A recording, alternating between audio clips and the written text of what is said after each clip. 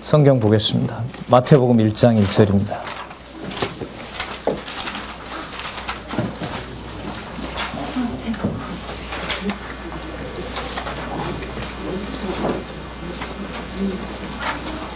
제가 읽겠습니다.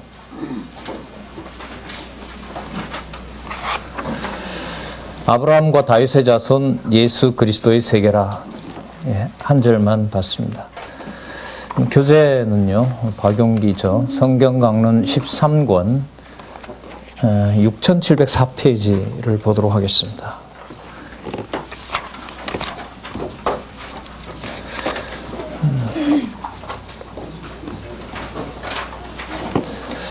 거기 표시고요. 지금 읽었던 요절을 잠시 살펴보도록 하겠습니다. 아브라함과 다윗의 자손, 그 누구냐면 예수고요. 그분이 바로 그리스도고 그 세계를 알려준다 이렇게 얘기를 합니다. 세계라는 말은 그 6717페이지에 보면 헬라어 뜻풀이를 해놓고 있죠. 비블로스 게네세우스라고 하는 건데 계보 혹은 족보를 말합니다. 근데 이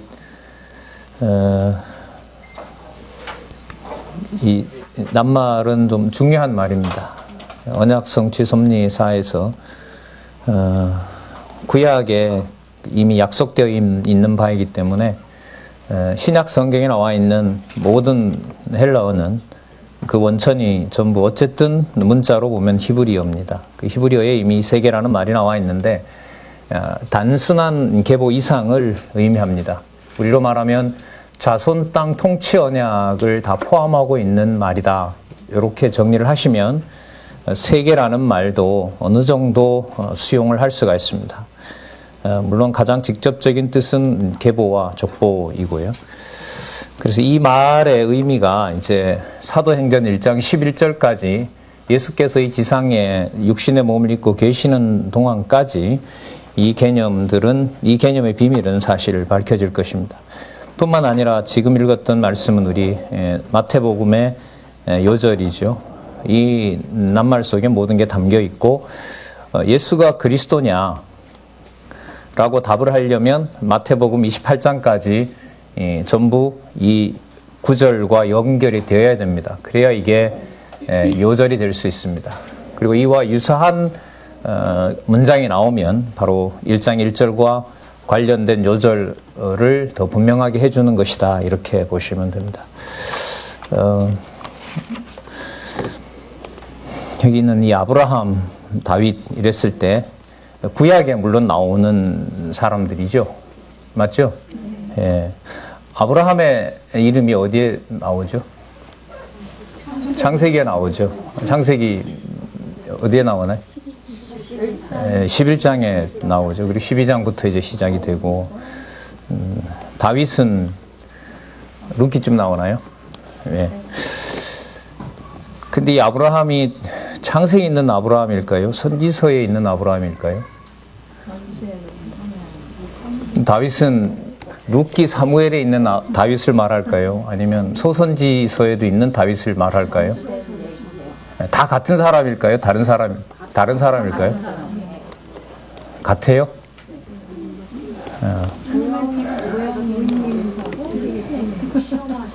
시험이죠. 그럼요. 그동안 선지서를 129시간이나 했는데 시험을 안 보는 게 다행인 줄 아시고 자, 이 연결고리인 구절이라고 저자를 통해서 우리는 너무너무 많이 들었고 너무너무 중요한 구절임을 우리는 알고 있습니다. 그러나 우리가 선지서에 보낸 시간으로 생각을 하면 선지서 주제인 패망과 회복을 생각을 하시면 이 개념은 적어도 그 두 가지를 다 담으셔야 됩니다. 그래야 예수 그리스도로 오신, 메시아로 오신 예수님의 지금부터의 모든 사역에서 이것이 연결고리가 되는 아주 중요한 개념이라는 사실을 알 수 있습니다. 뭐 좀 신학교에 이렇게 공부를 하면서 이제 받는 자극이 좀 있는더라. 아브라함과 다윗의 자손이라고 하는 이 기록한 마태복음이 마가복음 다음에 기록되었다고 해서 신약을 공부하면 마가복음부터 공부합니다. 이 순서를 바꿔버리죠. 대부분의 교수들이 바꿉니다. 제가 지금 말씀드린 것은 1장 1절 초두에 원전을 조금 더 해석을 하면 아브라함의 후손인 다윗의 후손인 예수인 그리고 그리스도라는 분 이렇게 됩니다. 이게 그렇기 때문에 제가 아까 말씀드렸던 대로 우리가 만약에 선지서가 약하면 아브라함이 이러면 단지 창세기밖에 소개를 못합니다. 그러면 그리스도에 대한 변증과 변호가 약화된다는 거죠. 그렇기 때문에 그 아브라함을 얘기할 때는 성경 전체를 관통하는 의미에서 보셔야 되고 또 다윗의 자손, 우리 다윗 왕가의 보호 이런 개념 많이 알고 있는데 그 다윗도 그림자로만 봐서는 안 된다는 거죠. 그래서 우리가 선지서에서 많은 시간을 보냈던 것입니다. 그래서 지금부터 마태복음부터 구약에 등장하는 이름을 보실 때 특히 마태복음은 그 구약에 나타난 메시아의 그 직임, 선지직, 왕직, 제사장직을 다루고 있고 특징은 다른 어떤 그 이른바 자 복음서라고 하십시다. 일단 다른 그 복음서에서 얘기하고 있는 것과 좀 다른 특징이 계속해서 구약의 근거를 제시합니다. 구약의 근거를 제시한다고 해서 당장 그 부분만 해당되는 것이 아니라 예수님 말씀대로 모세율법과 선지자의 글과 시편에서 자신을 가리켜 기록한 모든 것이라고 했기 때문에 그리고 우리가 선지서를 확인을 했기 때문에 선지서 내용들이 계속해서 연결이 되어야 아브라함과 이삭, 아브라함과 다윗의 자손 바로 예수, 바로 그분이 그리스도라는 사실이 견고해진다는 것을 다시 한번 말씀을 드리고 창세기부터 읽으셔도 되고 선지서를 기왕 공부를 많이들 하는 기회를 가졌기 때문에 선지서 부분에 여러분들이 많은 시간을 가지고 좀 낯설지 않게 충분히 공부를 해놓으시면 앞으로 계시록까지 가는 동안 성경이 점점 하나의 내용상으로도 통일성을 갖는 그런 유익함이 있으리라고 짐작을 해서 먼저 확인을 좀 한 저로서 부탁을 드립니다. 자, 6704페이지를 제가 보자고 한 이유는 제2권으로 넘어가기 위해서 그럽니다. 지금부터는 신약 강의는 텍스트에 충실을 하도록 하겠습니다. 그래서 텍스트 구성 방식을 그대로 따라가는 것이 성경 계시 기록의 목적을 따라가는 것이다라는 것을 제가 책임을 지려고 합니다. 왜 요대로 요 순서대로 공부를 해야 되고 이 내용 다음에 이 내용이 있어야 되는지를 또 이런 과정으로 책이 쓰여질 수밖에 없었는지 제가 나름대로 확인한 것을 말씀을 드릴 테니까 글쎄 뭐 직접적이든 간접적이든 맞다, 아니다, 이래도 되고 저래도 된다 이건 아니죠. 그건 뭐 제가 뭔가 흐리멍텅하게 알려드렸던가 뭐 여러분들의 마음을 하나님께서 뭐 꼭 저래봐야 되나 다르게도 보지 뭐 그런 분도 있을 수 있겠죠. 그러나 일단 알려드리는 선에서는 책의 기록을 이대로 따라가야 우리가 성경을 하나님의 말씀에 그야말로 매진할 수 있다는 것을 좀 말씀을 드리는 방향으로 강의를 하도록 하겠습니다. 6704페이지에 보시면 제일 마지막 단락에 제1권 여호와의 언약에 대한 전체 요약이 나와 있습니다. 그렇죠. 두 번째 단락 첫 번째 문장이 뭐냐 하면 구약 성경 전체 내용은 이렇게 나옵니다. 구약 성경 전체 내용은 예수님께서 구약을 요약하셨던 것하고 맞는지 아닌지를 한번 확인도 해보실 겸 성경 전체 요절을 언약 성취 섭리사에서는 요한복음 5장 39절로 안내를 합니다. 그죠? 예, 그렇다면 구약 성경 전체 내용은 이라고 했을 때 성경에 기록된 성경관이 제대로 서술되고 있는지 아닌지 이걸 확인하셔야 되는 겁니다. 그러니까 모든 내용이 앞으로 그렇습니다. 모든 내용이 성경적 근거가 있느냐. 이 근거라는 말은요, 낱말에서부터 성경 전체로 확대가 됩니다. 좀 책으로 말씀을 드리면 무엇인가에 나타난 낱말 하나부터 시작해서 언약 성취 섭리도 전체, 이 그림 전체를 통틀어서 성경적 근거가 있느냐. 성경 증거가 있다는 말은 여호와께서 살아계셔서 역사하시고 일하신다는 여호와 계시냐 이렇게 좁혀지겠죠. 성경적 근거가 있느냐, 여호와께서 살아계신 증거가 분명하냐, 그걸 증명하셔야 되고 그걸 지금 안내해주고 있는 것이 제가 볼 땐 성경 강론 전집 18권이라고 생각을 하는 겁니다. 자, 구약 성경 전체 내용은 여호와 하나님께서 많은 기자들로 메시아를 보내실 언약의 말씀을 계시하도록 섭리하신 내용이다. 이게 이제 일본에서는 표현이 좀 바뀌었죠. 계시하신 섭리 내용이 아니라 섭리를 통하여 계시하셨다 이렇게 바뀝니다. 그래서 일권을 좀 유의해 보셔야 될 것 같습니다. 13권도 구약이 마치면서 13권이 이게 나왔기 때문에 많은 어떤 깔끔해지는 표현들이 많이 생깁니다. 그 깔끔한 것은 여호와 계시라는 저 개념 때문에 그렇죠. 자, 그렇게 참조하시고요. 먼저 역사 섭리, 하나님의 역사 섭리. 그 다음에 여호와께 대한 언약 자손들의 찬양. 이제 다 들어오죠. 이제 어느 정도, 다는 아닙니다. 어느 정도 들어오죠? 예, 진짜죠? 예, 한번 더 물어볼까요? 예, 자신이 있는 목소리들이 아주 좋습니다. 예. 선지자들의 예언 내용. 이건 진짜 그죠? 예. 진짜. 우리는 그 선지서를 지나온 거예요, 진짜. 한 2000페이지, 한 1500페이지 되죠. 자, 어쨌든. 그 다음 말이 되게 중요합니다. 구약 성경 전체 내용은 그럼 어디에 근거를 뒀느냐? 이러한 언약의 말씀은 모두 여호와 하나님께서 언제요? 창세전. 그렇죠. 창세전에 작정하신 영원한 뜻의 바탕을 두고 있다. 자, 지금 이 문장은 뭐와 뭘 동시에 얘기하는 거냐 하면요. 자, 이 한번 보세요. 이 지금 이 레이저기 때문에 앞에 앉아있는 분 자꾸 신경이 쓰여가지고 제가 이상한 동작이 나오는데. 자, 나중에 여기도 하나 좀 붙였으면 좋겠어요. 자, 이게 우리 지금 예수님 여기 이제 시작하려고 하잖아요. 지금 읽었던 내용은 아담부터 시작해서 여기까지를 다 읽은 거예요. 맞죠? 구약 전체를 지금 요약한 거잖아요. 이 근거가 어디죠? 예, 요 근거를 여기와 여기를 동시에 지금 얘기하고 있는 거예요. 창세전으로 가 있는 거죠. 그러니까 공부는 분명한 건 하나밖에 없어요. 그 근거가 뭐냐는 거예요. 봤느냐, 들었느냐, 맛봤느냐, 이렇게 묻는 거고요. 예, 개념 같으면 그게 어디에 출처를 두고 있느냐, 그걸 반드시 확인해야 되는 거죠. 그게 우리는 이제 이 동그라미가 10개이듯이 단계가 10단계로 되어 있고, 그걸 성경 강론집은 또 10단계로 쓰여지고 있다는 것을 말씀을 드리도록 하죠. 어쨌든 10이라는 숫자가 중요한 건 아닙니다. 근거의 근거를 묻고 마지막 여호와 살아계신 것이 근거다, 이렇게 안내하고 있는 것이 여러분 성경신학이라고 보시면 됩니다. 어떤 단절들이 일어나서는 안 됩니다. 왜냐하면 그 순서를 지켜가야 되는 문제가 너무나 중요한 거기 때문에. 자, 그 다음에 보도록 할게요.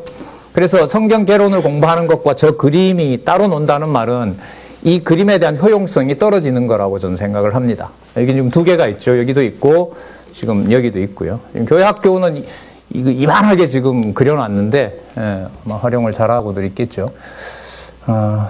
도표는 제가 볼 때 한 서너 개는요, 언약과 성취 섭리도 하나님과 세계 인간의 관계도 그러고 보니 다네요, 그냥. 예, 각각 그려서 크게 좀 활용을 할 수 있으면 좋겠다는 생각이 듭니다. 자, 그 다음 문장을 한번 볼게요. 창세전 근거가 나왔죠. 그죠? 예. 지금 이 창세전 근거가 나왔어요. 구약을 얘기하고 창세전 근거가 나왔어요. 그 다음에 무슨 말을 해야 될까요? 자, 보세요. 문장의 처음 주어가 뭐냐 하면 구약 성경 전체 내용은 이렇게 했죠. 구약 성경 전체 내용이 이런 것이다라고 소개했잖아요. 자, 첫 번째 물어야 돼요. 근거가 뭐냐? 무슨 근거죠? 창세전 근거죠.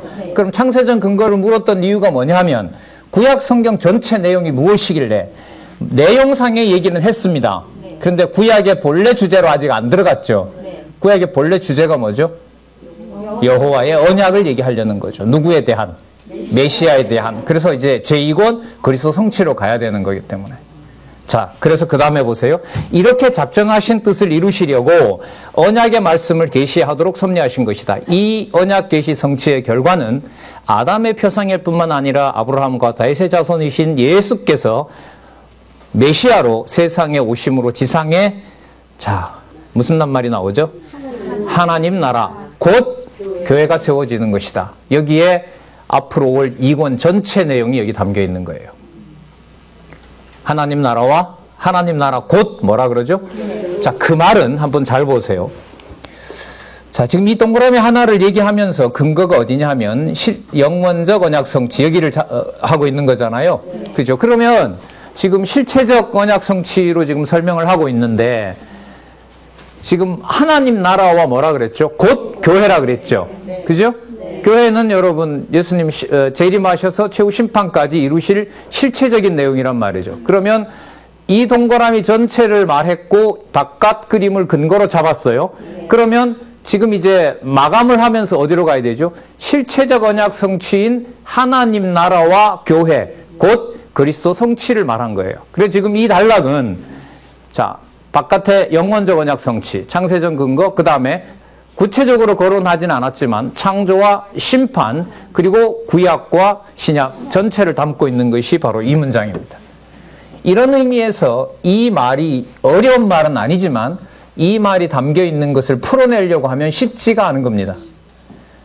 더더욱 구약 성경을 지금 마치고 전체 정리를 하면서 신약으로 가야 되기 때문에 제가 만약에 정리를 했다면은요, 아마 이 페이지, 이 반 페이지 갖고 안 됐을 거예요. 막 주저리 이게 아마 여러 페이지로 갔을 것 같아요.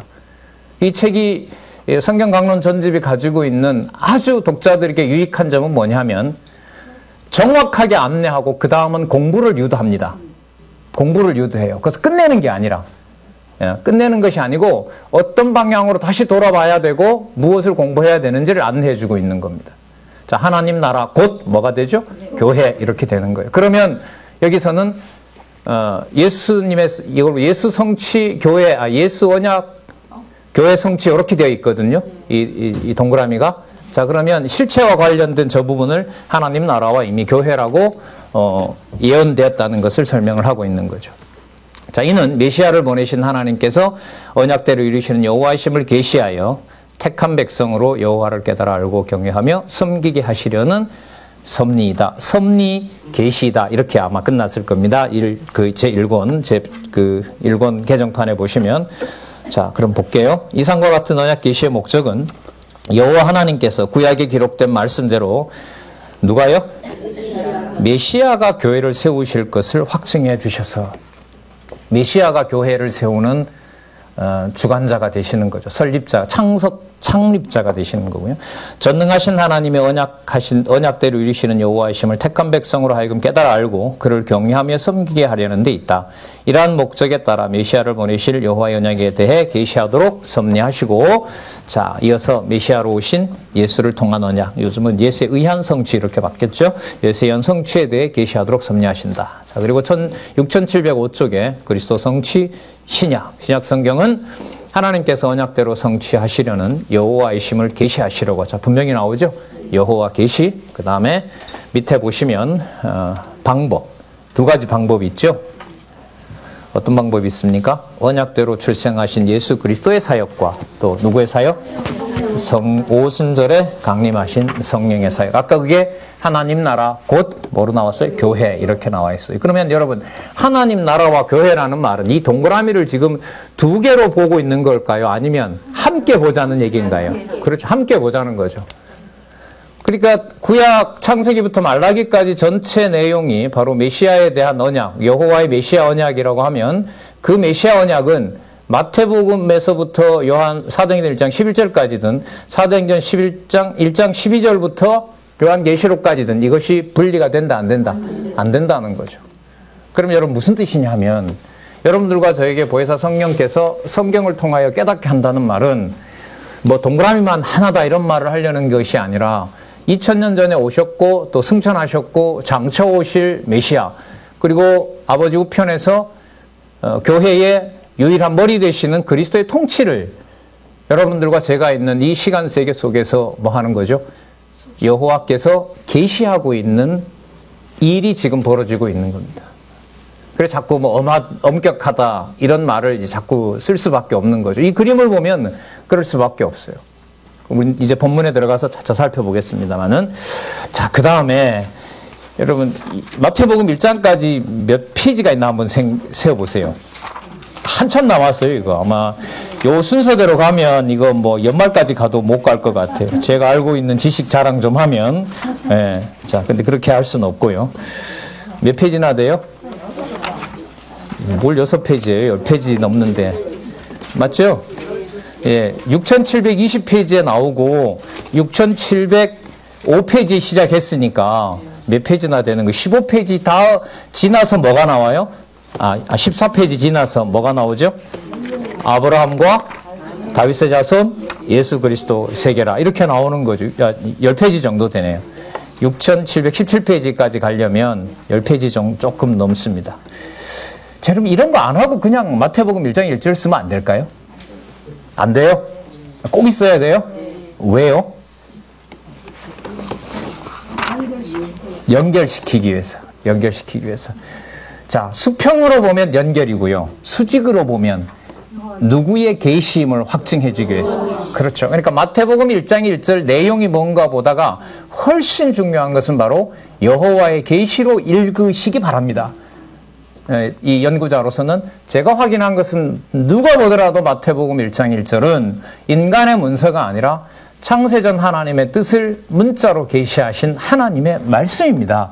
이걸 설명하려고 하기 때문에 구약의 고리와 또 심판까지 저 멀리 미래까지 보면서 여러분들 우리 1장 1절 들어갈 때까지 이렇게 여러분들에게 안내를 하고 있는 겁니다. 그럼 그 구성을 우리님이 잠시 맛을 봤습니다마는 그 성경 전체의 근거를 어디에다가 둔다? 창세전에 둔다는 거죠. 이건 여러분들과 제가 믿든 안 믿든 상관없어요. 맞죠? 여러분들과 제가 믿어야 창세전 여호와의 뜻이 진리가 되나요? 아니죠. 이런 진짜 객관적인 진리죠. 이런 면에서는. 자, 6706페이지에 가시면 이 내용이 3페이지로 6708페이지까지 나와 있죠. 그죠? 예, 꽤 많은 분량이에요. 자, 뭘 설명하는 거냐 하면 제2권 그리스도 성취를 다 요약해 놓는 겁니다. 아셨어요? 마태복음부터 어디까지? 계시록까지 내용을 조금 전에 설명했던 구약을 마무리하면서 그것하고 마태복음부터 요한계시록까지 구약의 모든 내용들이 어디에 근거를 두고 있다? 신약의 모든 내용들이 어디에 근거를 둔다? 마태복음이든 요한계시록이든 어디에? 구약에. 그 다음에 더 거슬러 올라가면 창세전에 이렇게 되는 거죠. 그럼 창세전을 얘기를 안 할 수가 없는 거죠. 여러분이 그렇게 아끼고 사랑하는 가정교회를 내가 태어날 때부터 시점을 잡는 것과 창세전 하나님의 계획하신 작품이고 그것이 이루어진다고 하는 것과 생각의 차이가 작을까요? 클까요? 예, 무서울 정도로 큽니다. 저처럼 큽니다. 그렇다면 본문에 들어가서 무슨 내용이 나올까 흥미로운 것보다가 그 원천인 창세전 여호와 하나님의 존재와 그 정하신 뜻이 바로 바탕이 된다는 것을 알려주는 것은 너무나 중요합니다. 그래서 6706페이지부터 6708페이지까지 이 텍스트 구성에 대해서 제가 이해한 바를 여러분에게 얘기를 할 겁니다. 자, 지금 뭐에 대해서 얘기를 하려고 하죠? 신약 성경이 뭔지를 얘기하려는 거죠. 그죠? 그래서 6706페이지 첫 번째 단락에 보시면 자, 무슨 성경은? 신약 성경은 이렇게 얘기를 합니다. 신약 성경은 요한복음 5장 39절, 누가복음 24장 44절 여기에 딱 나와 있는 거예요. 제가 인용을 많이 하는 것은 제가 만들어낸 건 없습니다. 저는 성경 강론, 성경신학 전하는 데 있어서 모든 것의 출처와 모든 것을 미리 확인한 것은 다 강론집과 성경신학 총서에 근거를 두고 있다는 것을 다시 한번 말씀을 드리고요. 이렇게 안내를 잘 해놓았죠. 자, 그러면 신약 성경을 첫 번째 단락에 소개를 했습니다. 그러면 이 신약 성경에 뭐가 있어야 돼요? 근거가 또 필요한 거예요. 자, 신약 성경의 근거는 어디일까요? 자, 그러면 신약은, 자, 여기로 가볼게요. 지금 신약 성경 이랬을 때 구약으로 가면 이 전체를 말하는 거예요. 자, 이 전체를 말하는 거고요. 세 번째 큰 동그라미. 이 전체 근거가 어디에 있다? 구약 전체에 있다. 이렇게 되는 거죠. 여기로 가면 동시에 우리는 창조에서 심판까지 실체적 언약이 나올 수밖에 없고 그 근거인 또 뭐죠? 영원적 언약 성취가 나올 수밖에 없는 겁니다. 그래서 성경을 공부한다는 것이 이 구도로 가서 창세전 여호와 하나님의 살아계신 정한 뜻, 그것이 드러나는 게 교회고 그게 하나님 나라의 실체를 알 수 있는 유일한 그야말로 지상의 실체이기 때문에 그야말로 두렵고 떨리는 거죠. 자, 그래서 설명을 하기 시작합니다. 두 번째 단락. 구약 성경은 예수 그리스도에 대한 언약의 말씀으로 채워져 있다. 이렇게 얘기를 합니다. 자, 그 다음에 두 번째 줄에 보세요. 여호와 하나님께서 창세전에 작정하신 영원한 뜻 로고스라고 나오죠. 그죠? 자, 그럼 구약 성경은 여기 또 밝힙니다. 어디에 근거를 뒀느냐? 창세전에 작정하신 영원한 뜻 로고스에 따라 언약하신 말씀대로 이렇게 됩니다. 여러분, 이게 구약 신약에 대한 구약의 근거이면서 동시에 구약 근거 속에 이미 뭐가 들어와 있다? 창세전 작정하신 영원한 뜻이 들어가 있다는 것을 얘기를 하고 있는 겁니다. 거기에 근거해서 첫 아담을 창조하고 복을 주고 그걸 우리는 실체적인 3대 언약이라고, 자손 땅 통치 언약이라고 창세기 1장 28절을 중요한 구절로 삼고 있는 겁니다. 그러면 한 방식으로 보면 아까 보세요.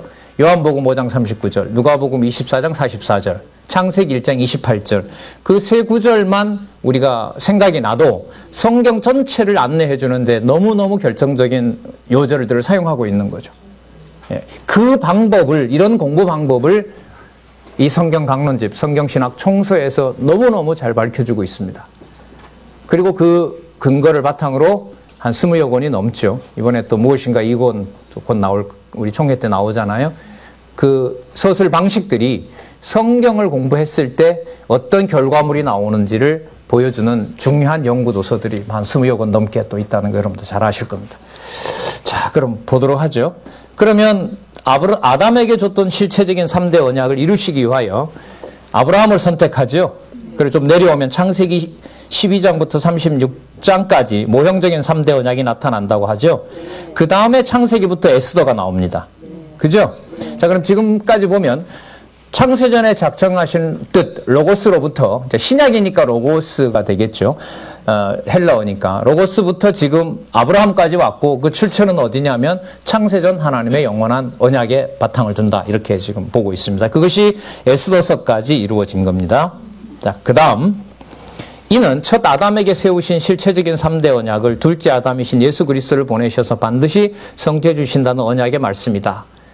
그 세 가지 내용이 지금부터 나옵니다. 자손이 번창할 것, 땅을 정복할 것, 생물을 다스릴 것을 첫 아담에게 언약하셨고, 이는 둘째 아담이신 예수 그리스도를 통해 첫째로 성령에 의해 거듭난 자손 번창. 자, 3대 언약이 실체적으로 어떻게 이루어지는지를 여기서 설명하고 있습니다. 근거로는 요한복음 3장 3절에서부터 8절.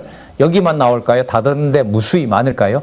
무수히 많습니다. 자, 그 다음에 온 세상 땅끝까지 복음으로 정복해, 땅 정복하는 거. 사도행전 1장 8절에만 있을까요? 이것도 엄청 많을까요?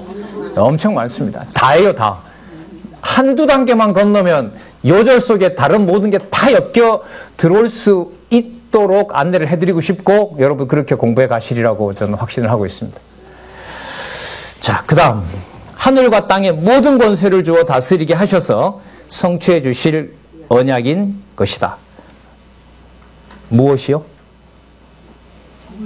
무엇이 이 모든 것을 이미 근거로, 이것에 대한 근거를 제시하고 있다? 아니, 구약이. 자, 지금 이 단락이 뭘 소개하는 거니까? 이 단락 시작의 낱말이 뭡니까? 구약 성경은이잖아요. 그러니까 이렇게 첫 아담에게 세우신 3대 언약을 둘째 아담이신 예수 그리스도를 통해 성취해 주실 것을 확증해 주시는 언약의 말씀이 곧 무슨 성경이다? 구약 성경이다. 그래서 이 확증이라는 말을 쓰려면 제 생각에는 선지서의 바탕을 강하게 둬야 확증적이다라는 말을 쓸 수가 있습니다. 왜냐하면 우리가 확인한 것처럼 이사야부터 말라기까지는 반반이라고 그랬죠. 반반이고 나중에 말씀을 드렸습니다. 시간적 간극이 있다 없다? 없어요. 시간적 간극이 없어요.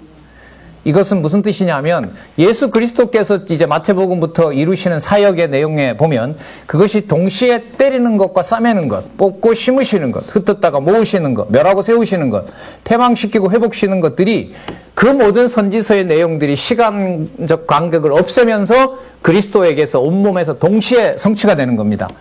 그게 누가 정한 바라고 얘기를 하죠. 특히 요한복음에 보면 아버지께서 일하시니 나도 일한다 이렇게 되는 거예요.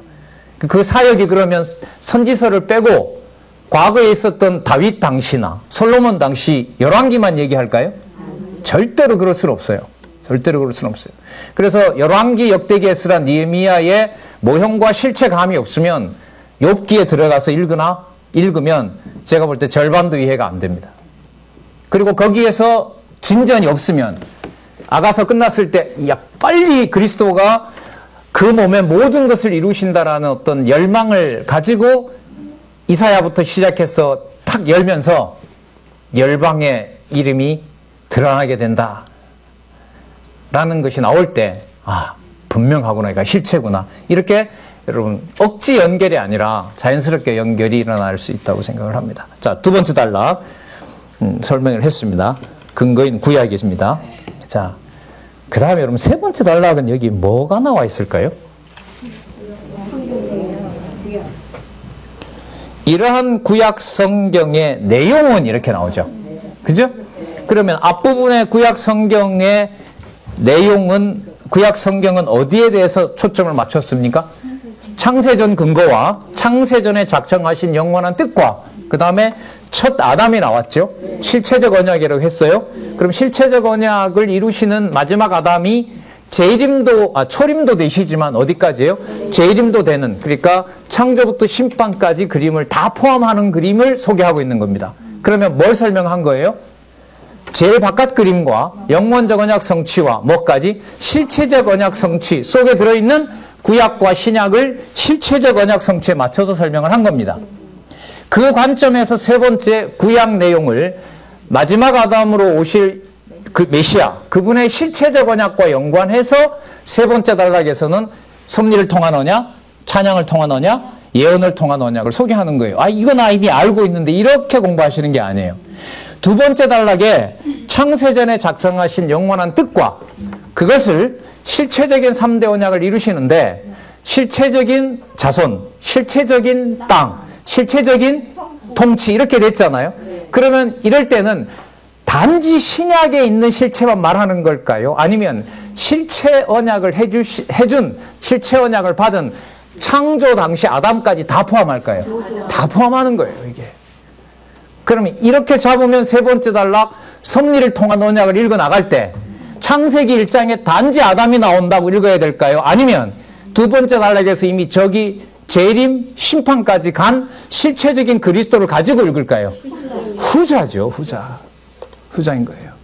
그래서 이 그림을 여러분 이 도표를 선지서 이제 결론에 가면서 계속해서 여러분에게 말씀드렸고 또 한 달에 한 번씩 있는 그 성경신학 총서와 전문도서 소개하면서 성경 개론을 이해하는 것은 이 그림으로 가는 것이 얼마나 유익한지에 대해서도 몇 차례 강조를 드린 겁니다. 자, 그러면 지금 섭리를 통한 언약, 찬양을 통한 언약, 예언을 통한 언약에서 이미 두 번째 단락에서 나왔던 실체적인 언약, 실체적인 땅, 실체적인 백성, 실체적인 땅, 실체적인 통치, 이미 이 부분을 소개했기 때문에 지금부터 거론되는 구약의 모든 내용은 그림자와 모형에만 해당되는 것이 아니라 이미 누구와 붙어 있다? 메시아와 붙어 있다는 거예요. 그래서 마태복음 1장 1절에 나오는 아브라함을 제가 여러분들한테 이 아브라함이 창세기 아브라함입니까? 구약에는 아브라함이 어디 제일 마지막에 나오는지 이건 너무 어려운 질문이다. 검색하면 금방 나오겠지만 제가 알기로는 말라기는 안 나옵니다. 말라기는 안 나오고요. 뭐 별로 의미는 없겠지만 제가 알기로는 미각쯤에 나올 거라고 봐요. 아마 거기 아브라함 이름이 제일 마지막 나오는데 아브라함에 대한 의미가 선지서에 오면 뭐예요? 그야말로 그림자가 끝나버리죠. 맞죠? 이방인이 뭐가 되는 일이 벌어져요? 아브라함의 자손인 거죠. 창세기에는 아브라함 이방인 자손이라고는 강조하지 않습니다. 물론 집에 있는 종들에게 다 할례를 베푸라고 했지만은 그러나 선지서에 오면 이 실체적인 의미로 완전히 확정이 되는 사건을 우리가 알 수 있는 겁니다. 그래서 여러분 세 번째 단락에 있었던 거기 보세요. 창세기부터 에스더까지, 그 다음 욥기부터 아가서까지, 그 다음에 이사야부터 말라기까지. 그래서 두 번째 단락의 근거를 두고요. 좀 더 읽어보면 자 6707 밑에서부터 네 번째 줄 이렇게 구약 성경이 오실 그리스도에 대한 언약의 내용이라면 신약 성경은 오신 그리스도에 대한 성취 내용이며 언약의 말씀 로고스 말씀이 육신이에요. 이때 말씀은 두 번째 단락에서 어디 있던 거라고 했죠? 창세전에 작정하신 영원한 뜻이라고 소개를 했었죠. 자, 그러면 지금부터 이제 신구약 성경은 서로 인용을 해 간단 말이에요. 특히 이제 신약이니까 구약에 있는 걸 소개한단 말이에요. 근데 여기에서 두 가지를 여러분 떨어뜨리면 되겠어요, 안 되겠어요? 떨어뜨리지 않으려면 부분적인 몇 장 몇 절 가지고 되겠어요, 안 되겠어요? 절대로 안 되는 거죠. 그러면 부분적인 몇 장 몇 절을 연결을 하려면 어떻게 돼야 돼요? 부분적인 것들을 내 머릿속에 연결을 다 지어줘야 돼요. 그게 그렇게 거기 나왔지만 창세기 12장에는 이렇게 아브라함이 나왔지만 호세아나 미가에 오면 아브라함은 이런 의미로 이방인도 아브라함 자손 된다고 했고, 예수님께서 오셔서 니들만 아브라함의 자손이냐, 당장 하나님께서 돌들려도 아브라함 자손 만들 수 있다라고 저렇게 성취를 하시는 거구나. 이게 한맥으로 연결이 되면, 글쎄요, 지상에서 가질 수 있는 지식은 저희들이 진짜 다 가질 수 있는 그런 시대가 저는 왔다고 생각을 합니다. 어떤 후배에게 얘기했던 대로, 야, 몇 천만 원 내고 외국에 선진 지식이 있다고 하나 가도 배울 게 없을 텐데 어떻게 하니? 그분은 다행히 인문학은 아니에요, 저처럼. 기술을 배우러 이제 선진국에 가기 때문에, 그렇지, 기술이야 생활의 도구가 되니까 뭐 당연히 배워야 되는 거고. 선생님 얘기는 지금 여러분들 첫 번째 단락, 두 번째 단락, 세 번째 단락까지 소개했잖아요. 이 과정이 여러분들, 우리가 지금 어느 누구의 지식의 구조를 따라가는 걸까요? 성경의 구조를 따라가는 걸까요? 제가 이렇게 이렇게 쇠뇌를 한다고 생각하지 마시려면 여러분들이 직접 뭐 해주셔야 돼요? 그렇지. 답은 다 알으셔, 이제. 이제 언어는 일체예요. 확인을 꼭 해주시면서, 예, 이 안내를 따라가시면 좋을 것 같아요. 자, 그러면 보세요. 첫 번째 단락 신약성경 얘기했어요. 그 근거인 구약을 창세전 근거에 강조해서 얘기했어요. 그 다음에 구약을 우리가 단지 모형으로 알았는데 실체적 언약 성취라는 그림을 덮어버리니까, 그 속에 넣어버리니까 창세기부터 말라기까지 마지막 아담에 대한 뭐가 돼요?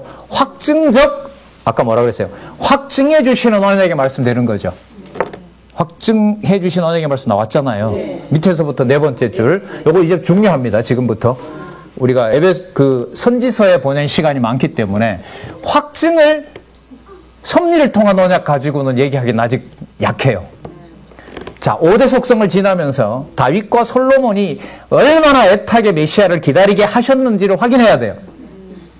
그 다음에 이사야부터 말라기까지 매 사건마다 16명의 선지자들을 보내서 내가 얼마나 내 이름으로 메시아 보내실 것인지를 거듭 확증을 해야 돼요.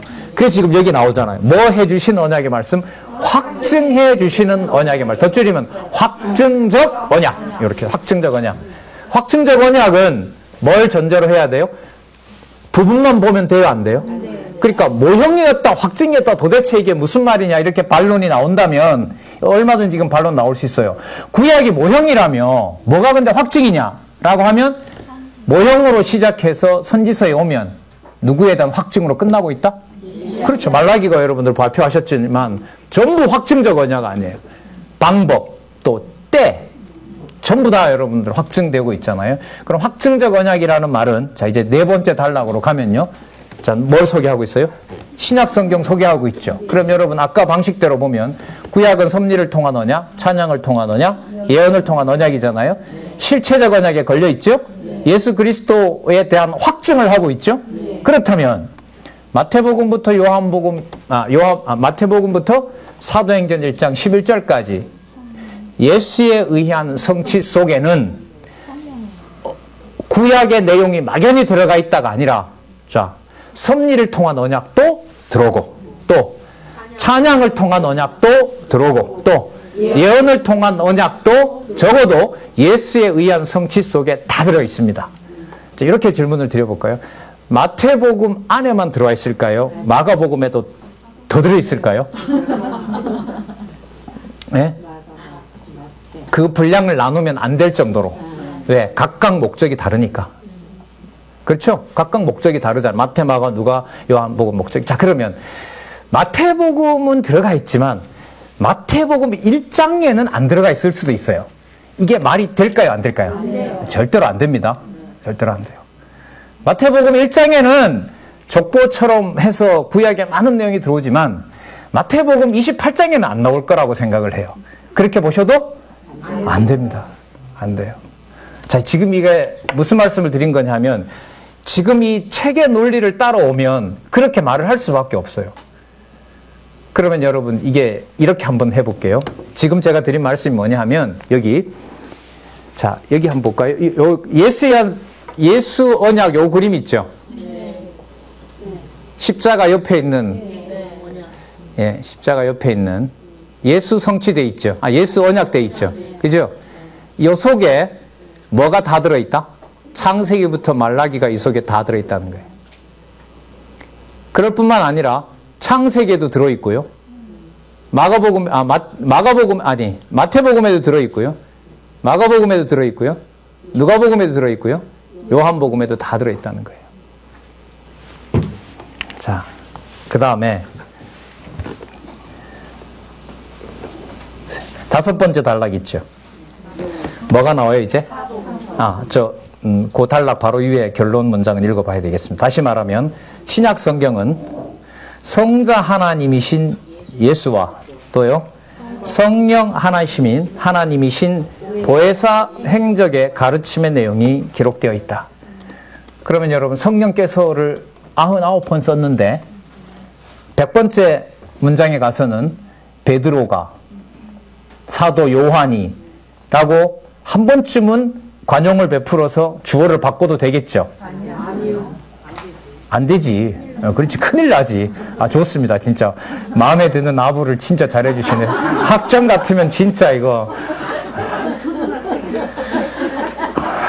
예. 편하게들 웃으셔서 좋습니다. 맞아요. 이 책을 안 보면, 이 책을 무시를 하면 이렇게 안 따라와도 되는데, 따라오면 이렇게 전해야 돼요. 이렇게 전해야 됩니다. 자, 그러면 성자 하나님이신 예수님, 성령 하나님인 보혜사의 행적과 가르침, 이게 기독론의 핵심이거든요. 자, 그 다음에 이제 어디로 갑니까? 사복음서로 가죠. 당연하죠. 창세전 구약의 근거 잡았고, 창세전 근거 잡았고, 이제 구약의 모든 근거가 들어와 있고, 그런데 성령에 의한 성취 한 부분이 남아 있으니까 지금 또 시작하려는 것은 뭐죠? 마태복음으로 가야 된단 말이죠. 그러니까 좁히잖아요. 무엇은? 사복음서는. 근데 이거는 조금 좀 우리 이 사복음서가 전통적인 개념인데 이 사복음서라는 말이 우리라고 보면 깨어졌죠. 무너졌잖아요. 맞죠? 뭐가 들어오는 바람에? 그렇죠. 사도행전 1장 11절까지 들어오는 바람에 그래서 뭐 사소한 문제긴 하지만 또 사자라는 말을 어떤 방식으로는 이걸 좀 수정을 해야 되질 않나 이런 생각이 듭니다. 사자 빼면 깔끔해져요, 사실. 복음서 전체 내용은. 그럼 복음은 성육신하신 그리스도가 이 세상에 있을 때. 그래서 아직 뭐 저자한테 제안은 안 드렸는데요. 제가 지금 말씀드리는 것은 앞으로 이 책에 글자 하나 오울이 없을 정도까지 여러분들과 제가 살고 있는 시대에 각자 받은 은사대로 책을 읽으실 수 있는 여건 속에서 요 낱말은 요거보다가 훨씬 더 좋겠다. 이거는 계속해서 열려 있는 겁니다. 얼마나 다듬어 놓고 갈리는지 뭐 저도 잘 모르죠. 저는 저한테 주신 은사만 다 할 수밖에 없겠죠. 아까 적임시간에 어떤 장로님이 전수성경이라고 미국에서 출판된 그전에 이제 신약 성경에 여호와라는 개념이 빠져서 그 개념을 살려놓은 성경 한 권을 아까 선물로 주시더라고요. 그래서 제가 그걸 받고 야, 이게 우리 시대에 우리나라에서 이렇게 한글로 이렇게 확증을 해야 되는 시대인가 이런 땀 새삼 좀 큰 인상을 받았습니다. 자, 사복음서로 가도록 하겠습니다. 잘 아시는 대로요. 마태복음 그리스도의 직임, 마가복음 그리스도의 신분, 누가복음 그리스도 사역, 그 다음에 요한복음 그리스도 본성. 요 순서는 다음에 좀 더 말씀을 드리도록 하고요. 일단은 요 책의 순서로 설명을 일단 드리도록 하겠습니다. 그러면 사복음서 순서를 얘기를 했죠. 자, 그 제일 마지막 문장 보세요. 6707의 세 번째 단락 제일 마지막 문장. 이는 4명의 복음서 기자가 성령의 감동에 의해 각각 주제에 따른 목적과 특성에 맞게 기록한 것이다. 전체로 보면 이게 뭐냐면 성자 하나님이신 예수님에 대한 내용이에요. 맞죠?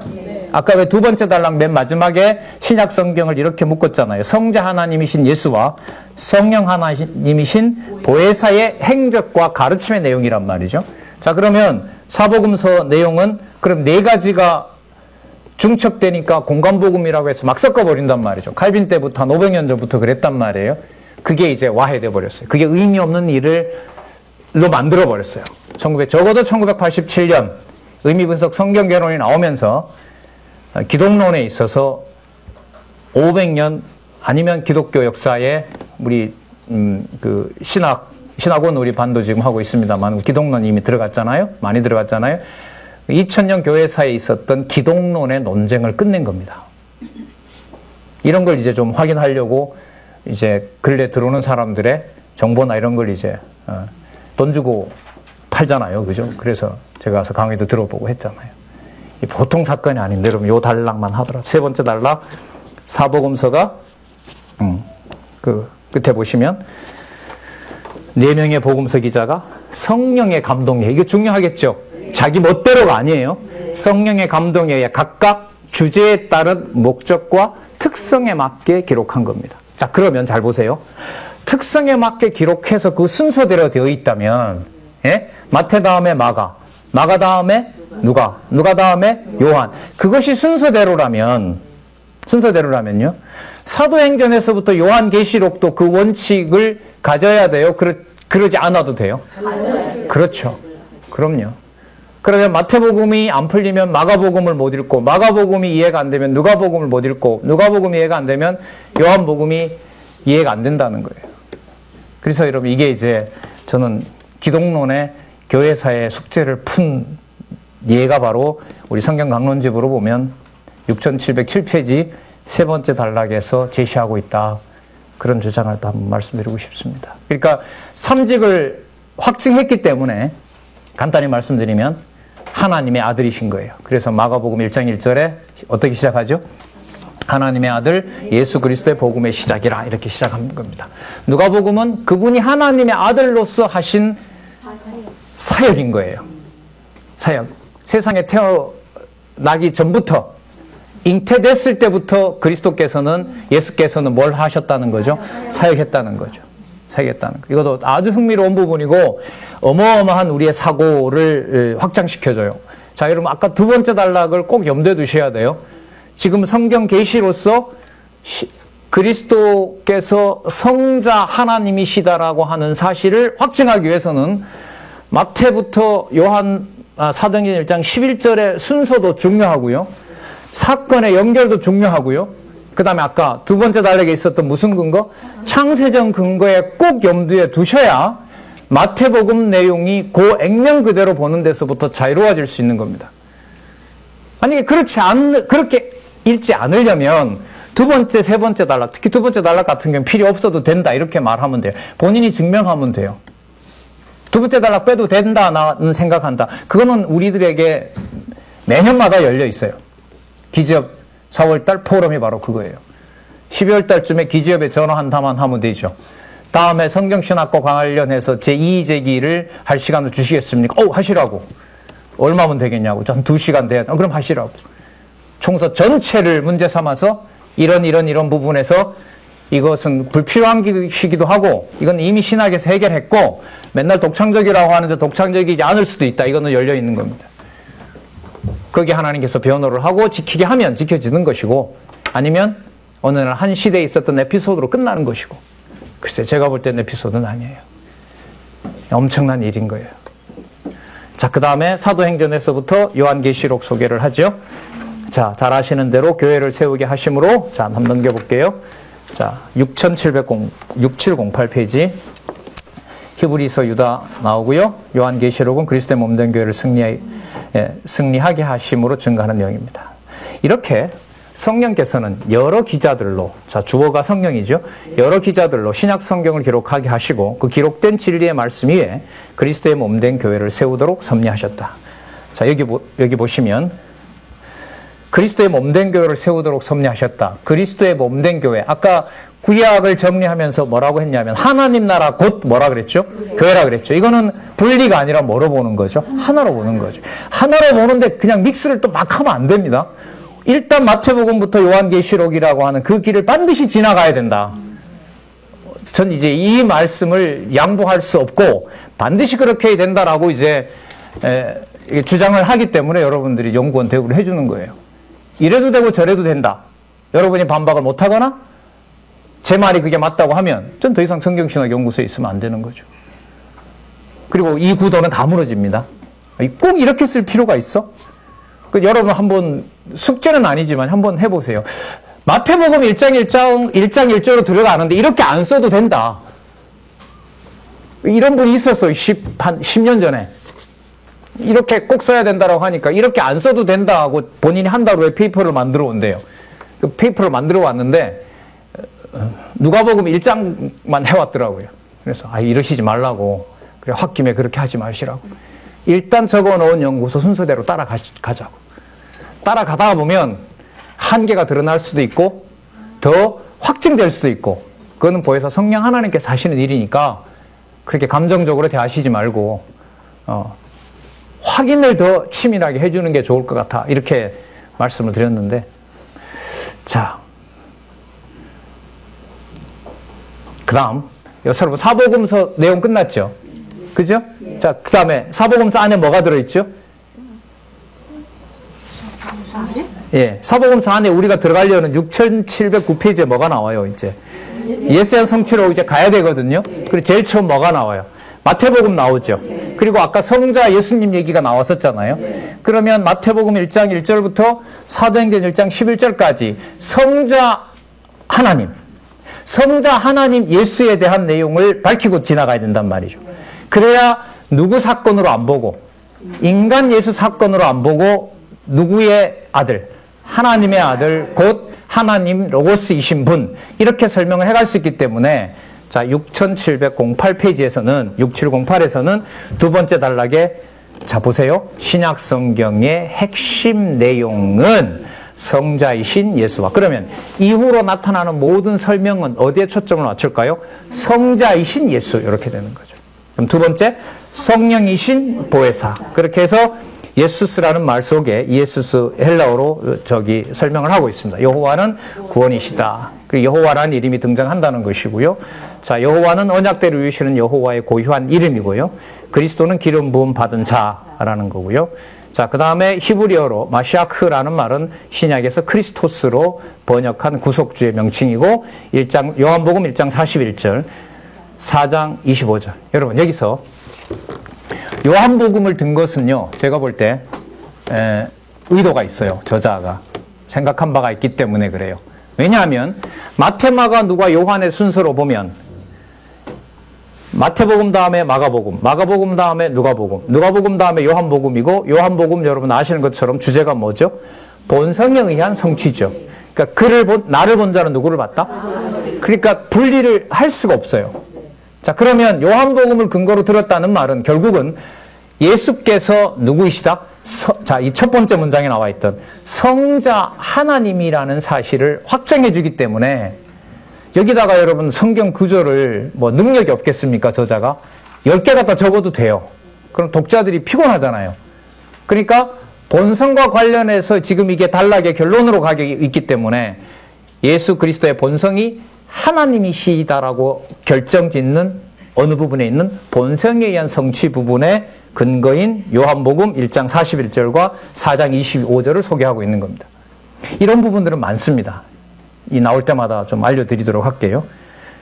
자, 따라서 그리스도는 육신을 입고 오신 예수의 기름 부음 받은 직임상의 명칭인 겁니다. 자, 그럼 직임으로 끝내면 마태복음에 가서 성자 하나님이시고 그분이 직임을 가지고 오신 메시아로 마태복음 1장 1절에 아브라함과 다윗의 자손 예수이시고 그분이 그리스도다 이렇게 시작한다. 지금 그걸 염두에 두고 있기 때문에 지금 이렇게 적고 있는 겁니다. 그러면 자 여기서 따라서 성경을 공부하는 목적은 예수가 누구인지를 아는 겁니다. 이렇게 결론내면 돼요, 안 돼요?